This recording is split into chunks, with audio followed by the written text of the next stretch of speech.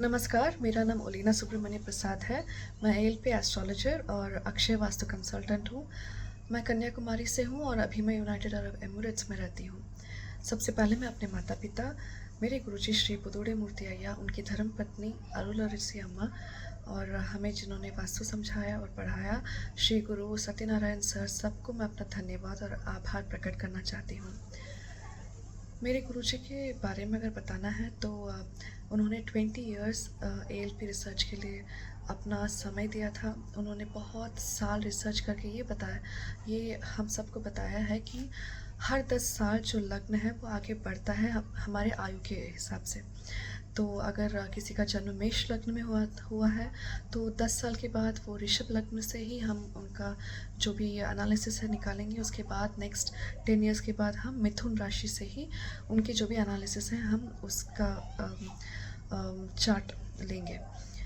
और ये जो हमारे गुरुजी हैं, इनका एक ड्रीम है कि हर घर में एक एएलपी एस्ट्रोलॉजर हो, क्योंकि जब कोई एस्ट्रोलॉजर हमें बताता है कि ये प्रॉब्लम्स हैं तो हम यूजुअली उसको बहुत सीरियसली नहीं लेते। मगर जब हम अपनी कुंडली को खुद देखते हैं और परखते हैं और go back and we analyze, तब हमें पता चलता है कि हमारा निर्माण किस प्रकार हुआ है और हमारी स्ट्रेंथ क्या है, वीकनेस क्या है, किस पाथ को हमें चूज़ करना है, हम खुद डिसाइड कर सकते हैं। तो एक बहुत बड़ा गिफ्ट है। और मैंने एडवांस क्लास और कई सारे क्लासेस किए हैं एएलपी में। तो उस एक एडवांस क्लास के बाद गुरुजी ने कहा था कि मैंने जो 20 इयर्स रिसर्च किया है उसे जस्ट रोल करके मैंने आपको सॉफ्टवेयर में दे दिया है। इस जनहित के लिए गुरुजी ने इतना बड़ा एक स्टेप उठाया है। मैं तो इसके लिए अपना आभार प्रकट करना चाहती हूँ, क्योंकि गुरुजी जब हैं उसी एरा में हमारा जन्म हुआ है, तो it's a very good opportunity कि हम उनके साथ इस क्लास में हम पढ़े। तो very good opportunity. Satyanarayan sir के बारे में अगर कुछ कहना है तो कुछ भी कहूँ वो कम रहेगा, क्योंकि ऑलरेडी ये पारंपरिक मेथड से ही आते हैं। और उसके बाद उन्होंने एएलपी ज्वाइन किया था। जब क्लास स्टार्ट होता है 4:30 से 6:30 तक क्लास हो जाता है। उसके बाद क्वेश्चन एंड आंसर सेशन होता है। तो ये सेशन मोस्ट अवेटेड होता है, क्योंकि क्वेश्चंस आपको सारे जितने भी ऑप्शंस अवेलेबल है वहाँ से आते हैं, क्योंकि द स्टूडेंट्स वो प्रोफेशनल्स हो सकते हैं, वर्किंग प्रोफेशनल्स, डायरेक्टर्स और होम मेकर्स या रिटायर्ड प्रोफेशनल्स, कोई भी है विथ और without the background of vastu ऐसे आता है। और मेरा तो बिल्कुल वास्तु का कोई बैकग्राउंड नहीं था, नॉट इवन एस्ट्रोलॉजी। दोनों मैंने अक्षय लग्न पद्धति में आके ही सीखा है। तो क्वेश्चन एंड आंसर सेशन में गुरुजी सत्यनारायण सर हमें इतने अच्छे तरीके से बता के देते हैं कि इवन इफ इट्स 8:30 हमें पता नहीं चलता कि हमारे पास इतने ज़्यादा क्वेश्चंस होते हैं। और एक क्लास चलता है 1 मंथ के लिए। मैंने अक्षय वास्तु तमिल में लिया था मैंने ये क्लास। और ये क्लासेस जो एएलपी के हैं वो 4 लैंग्वेजेस में हैं, तमिल, इंग्लिश, कन्नड़ा और हिंदी। तो आप अपने कंफर्टेबल लैंग्वेज के अनुसार आप ले सकते हो क्लासेस।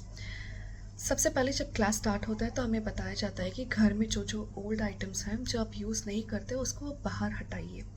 अगर वो अच्छे स्टेट में तो किसी को दान दे दीजिए, क्योंकि कोई और यूज़ कर सकता है। इसका एग्जाम्पल यही है कि आपको वास्तु पुरुष, तो आपने देखा होगा वो जो फोटो है, वास्तु पुरुष का जो हेड है वो नॉर्थ ईस्ट में रहता है। तो उस जगह में वेट नहीं डालना, वो तो यूजुअली आपको पता चल जाता है देखते हैं ना। मगर सोचिए एक इंसान है, उसके हाथ में आपने 10 केजी वेट दिया है, तो मे बी वो उस वेट को वो लेके रखता है, राइट।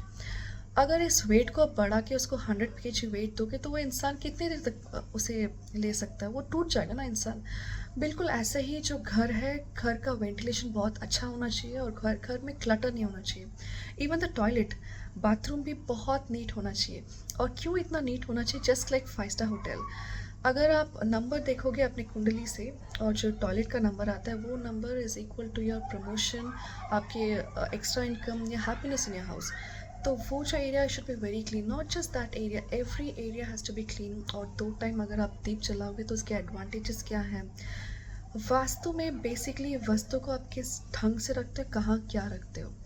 और जो वास्तु हमारा है, मतलब घर, it's not like we choose the house, house chooses अस।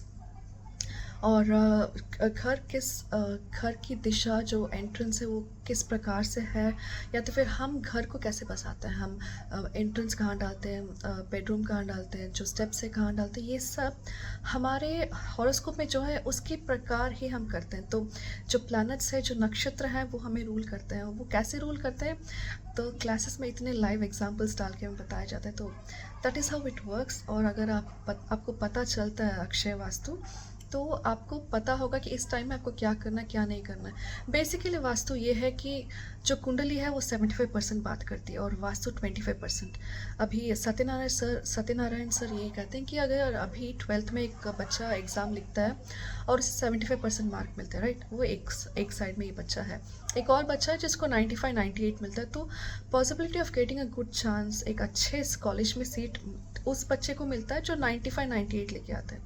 तो आपके हाथ में जो है 25%, प्लीज़ आप उसका इस्तेमाल कीजिए और गेट द बेस्ट बेनिफिट। क्योंकि कुंडली आप चेंज नहीं कर सकते हो, मगर आपके हाथ में ये वास्तु है।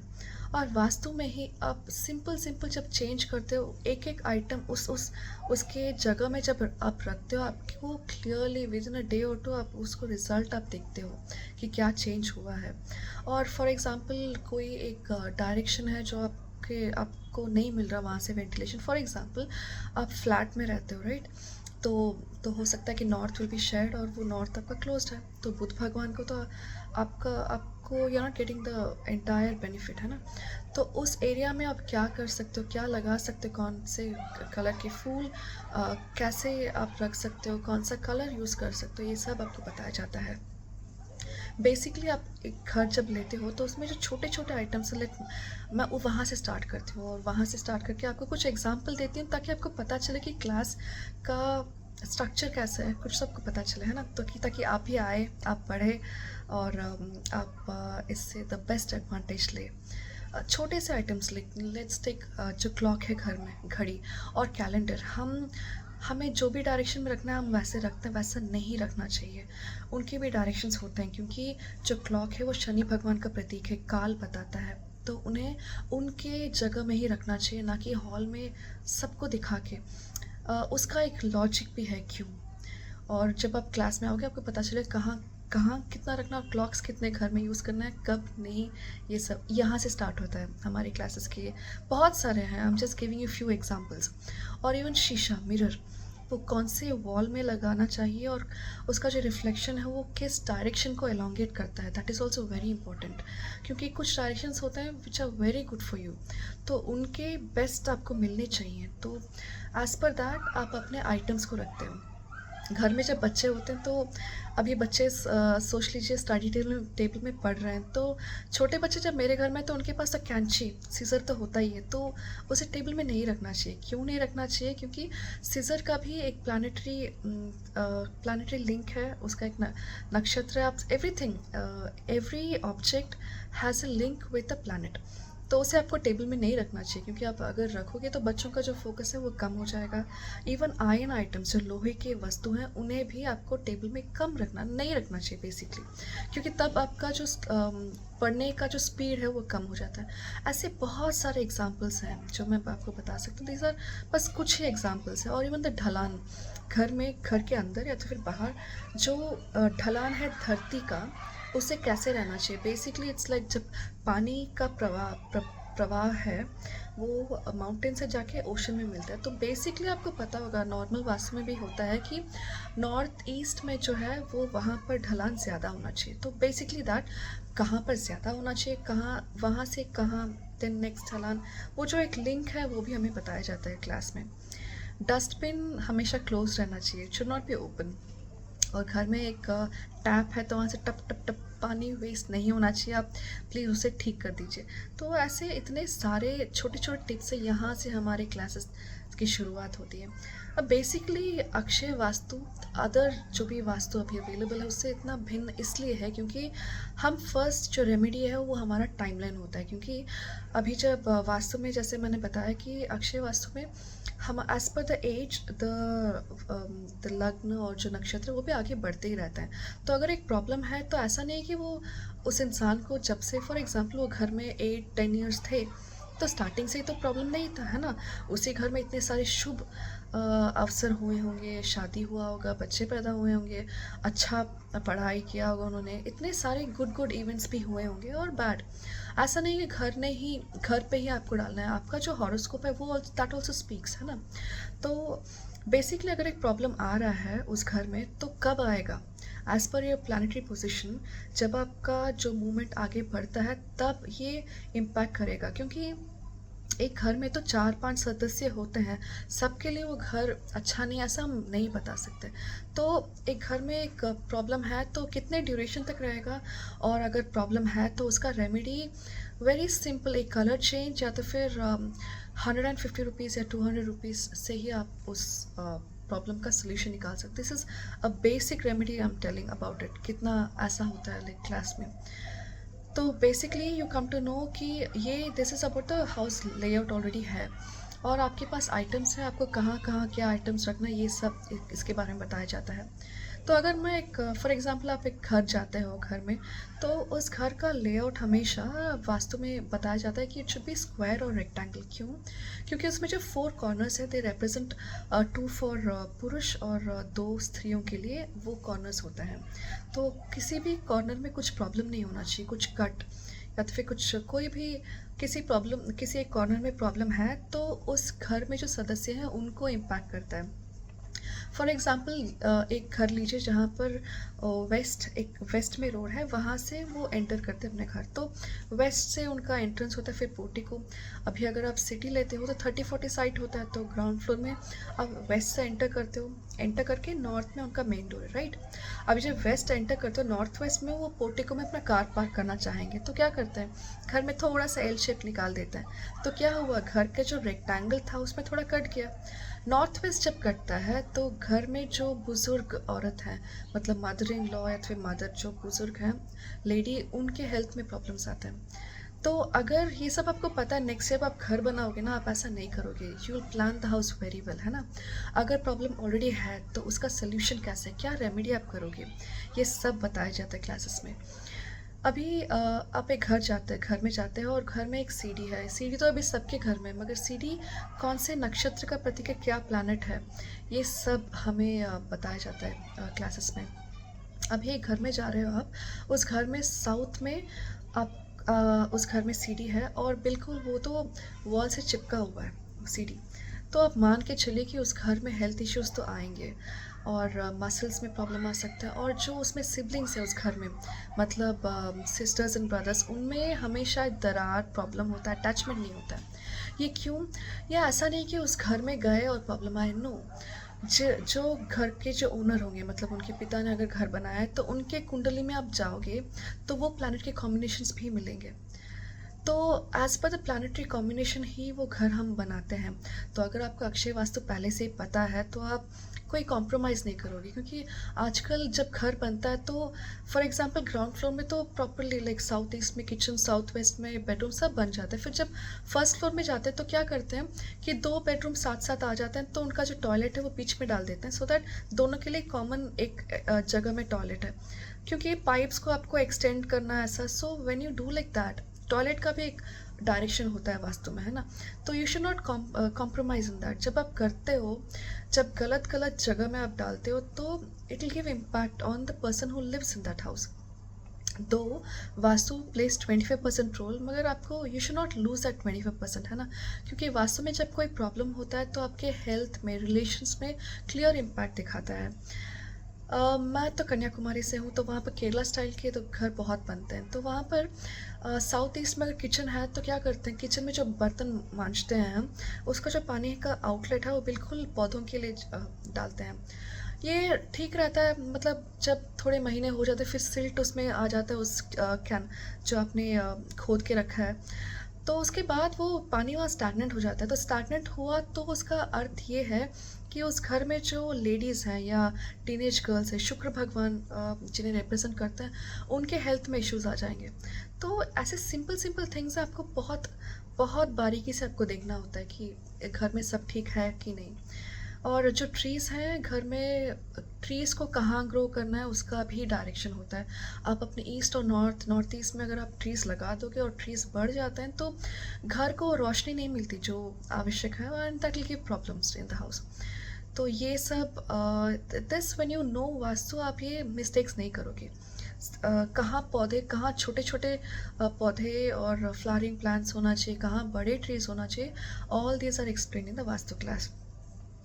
अभी अगर आप एक घर में जाते हो और आप ये सब, आप जब आप एक रिलेशन के घर जाते हो आप देख सकते हो। जब आप वास्तु पढ़ लोगे तो उनका जो घर है वो ही आपको बता देगा कि उनके चार्ट में कॉम्बिनेशन है।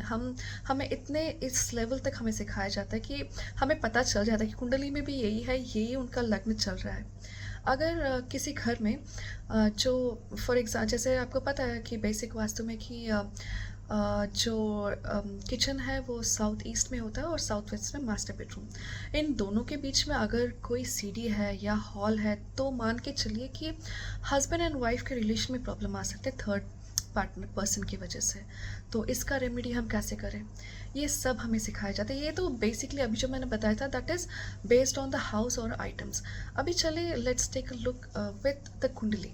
अभी कुंडली में देख के आप कैसे बता सकते हो घर में क्या प्रॉब्लम है, क्योंकि अभी जो अक्षय वास्तु जिन्होंने पढ़ा है वो without first going to the client, वो घर से ही उनका जब कुंडली निकालते हैं वो बता सकते हैं कि इस लग्न में आप हो तो ये डायरेक्शन आपके लिए अच्छा नहीं है, इस डायरेक्शन में आपने कुछ तो किया है, क्या किया है, दिस इज़ नॉट करेक्ट। वो विद बस कुंडली देख के बता सकते हैं। तो फॉर एग्जांपल अगर आपका जो ALP लग्न अभी चल रहा है, मिथुन राशि है और उसके अंदर जो नक्षत्र है आर्द्रा चल रहा है, या तो फिर आपका मेष लग्न है और उसमें अश्विनी के कोई भी चरण चल रहे हैं, तो राहु के तो भगवान का जब इन्वॉल्वमेंट होता है तो यूजुअली क्या होता है कि जो घर आप रेंटेड में जाते हो या फिर कोई फ्लैट में जाते हो तो उसका जो पोजिशनिंग है वो क्रॉस में होता है। लाइक फॉर एग्जांपल आप एक रेक्टेंगल बनाते हो और आपको डायरेक्शंस जब डालते हो तो यूजुअली क्या होता है कि north east north west, south west वो कोने में आता है, राइट।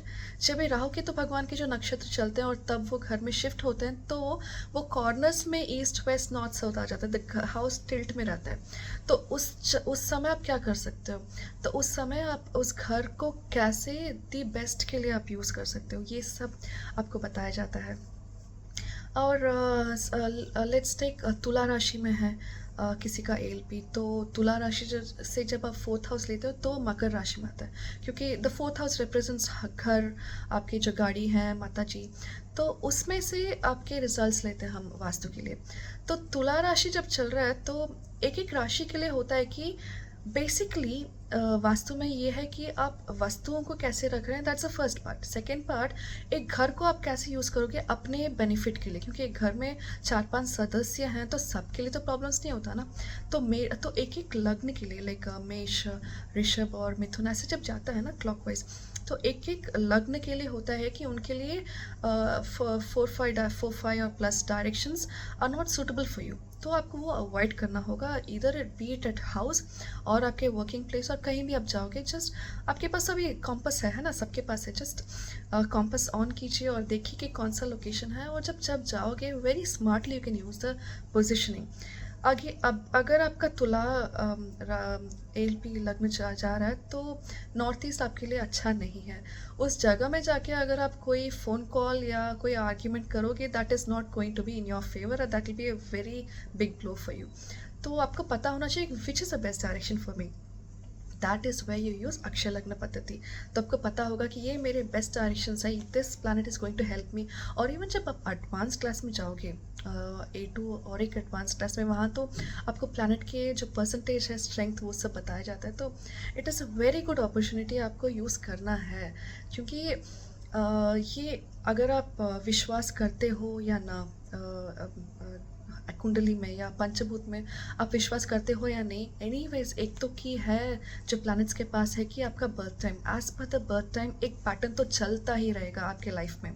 अगर आप स्मार्ट इनफ हो तो आपको पैटर्न पता चल जाएगी, मेरे लाइफ में ये होने वाला है, मेरे पास ये इतने ऑप्शंस हैं।